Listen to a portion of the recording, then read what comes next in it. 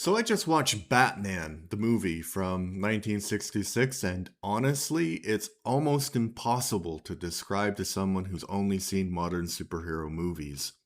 Welcome to DC Doom, the series where I watch and review every DC film and television show on my quest to become the world's most prolific reviewer.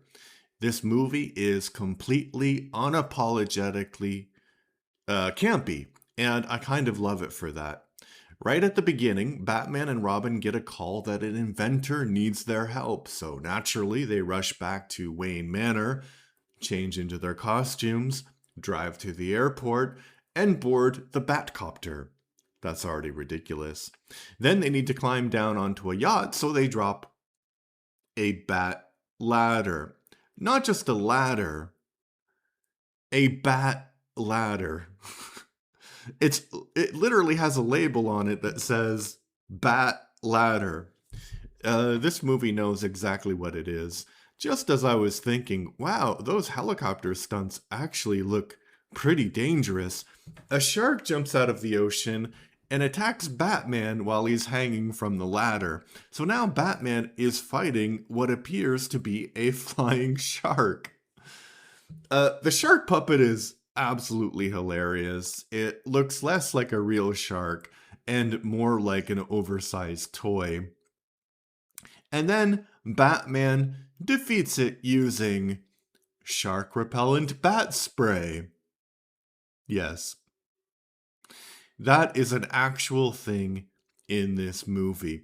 Believe it or not, that scene became one of the most famous moments in Batman history, and the phrase shark repellent bat spray is still referenced decades later whenever people talk about the Adam West version of Batman.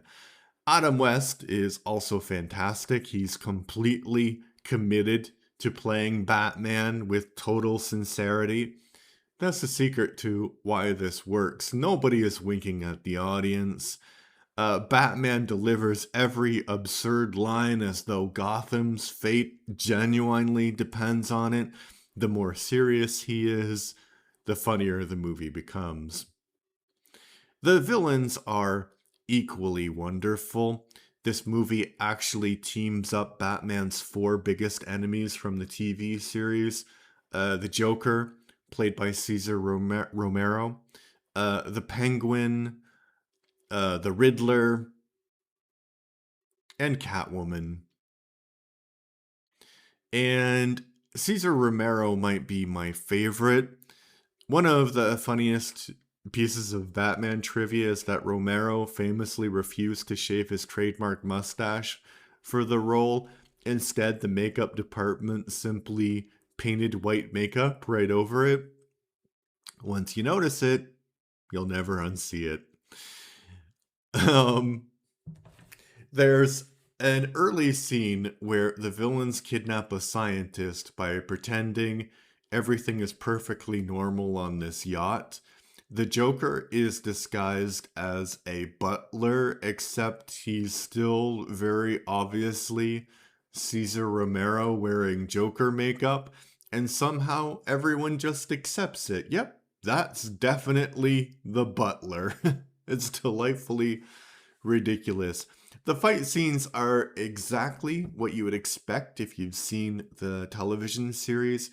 Every punch is exaggerated, every villain overacts, everything feels like it's happening inside a giant Saturday morning cartoon.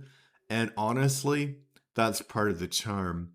Watching it today got me thinking about something. This was only the second theatrical film based on a DC Comics character, after Superman and the Mole Men from 1951. What's interesting is how different the approaches are. Superman and the Mole Men plays its story surprisingly straight, but Batman goes in exactly the opposite direction. It's bright, it's colorful, it's silly, and it's completely committed to that tone. The movie itself was actually made while the first season of the Batman television series was airing. 20th Century Fox rushed it into production so it could be released between seasons 1 and 2, giving audiences a bigger budget version of the TV show while its popularity was at its peak. Unfortunately, I also discovered something. I think that this is a movie that's much better experienced with other people. For the first 20 minutes, the camp is hilarious. But once you've adjusted to the joke, it starts to lose some momentum if you're sitting alone. I kept thinking, why don't we make superhero movies like this anymore? And then I realized camp works best as a communal experience. You laugh because everyone around you is laughing. It's almost like watching the Rocky Horror Picture Show or going to a midnight screening of a cult classic. Half the fun comes from sharing the experience with someone.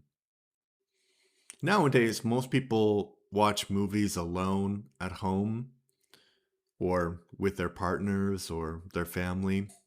Modern superhero films are designed for that. Batman 66 feels like it wants an audience, a theater full of an audience. Overall, I wouldn't call this one of the greatest Batman movies ever made, but I also wouldn't dismiss it. It's an important piece of superhero history. Without Adam West's Batman introducing millions of people to the character in the 1960s, Batman might never have become the cultural icon he is today. It's weird, it's goofy, it's endlessly quotable, and somehow it's impossible not to smile while watching it.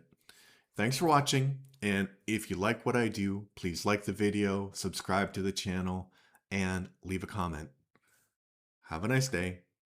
Bye-bye.